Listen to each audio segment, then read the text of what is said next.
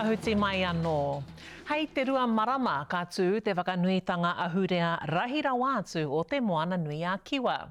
Kua mua i te kaupapa i nei tau tata nei, engari ka riro mā Hawaii i te marea e manaaki ki te tai ope ngā toi ahurea o te moana nui a Kiwa mo te wā tuatahi o nā tau 52.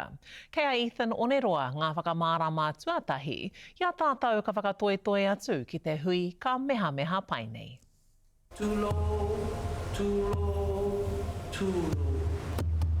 Ko te karanga tēnei mai i ngā moutere o Hawaii. Uhaile mai, uhaile mai, uhaile. Ki ngā iwi take puta noa i te moana nui a Kiwa.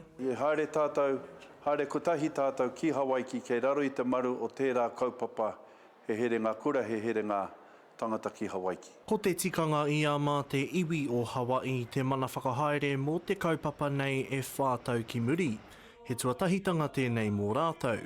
Heoi, nā runga i ngā āhuatanga o te mate kōwhiori i panonitia te hui. Ināia nei, kua hoki ora mai. You have, a waka crew doing their thing, and you have carvers doing their thing, and then you have heritage, sort of weavers and jewelry makers and kapa makers, and those they're doing their thing. Rua te kaumā iwa ngā iwi take o te moana nui a Kiwa ka hui ki runga o Honolulu hei te marama o Hune.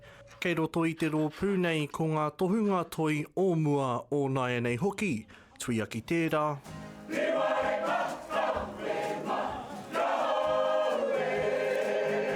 Ko te kapatoa o Apanui ka whakakanohi i te taha o ngā mahi haka.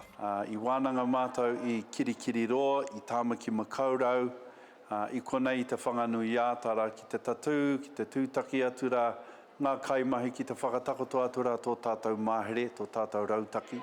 Heoi, i puta te karanga i tēnei wiki tonu ka tau te kāhui ariki ki te hui. Koinei ka whai ngā ka puni nui i Wainganui i ngā iwi tonu i tēnei tau. Ko te hui a motu, te hui ki rātana, waitangi anō hoki. Kei te hari kua mātou. Kei te hara mai tō tātou kingi tū hei te o potatau te whera te tuawhitu. Kei raro i tōna mana, kei raro i tōna kōrero i te hui, a motu i te tau nei, e mahi ngātahi i runga i te kaupapa o te kotahitanga. Hei te tuaono o Hune timata i tēnei o ngā hui nui whakaharahara. Ethan Oneroa, Te Karere.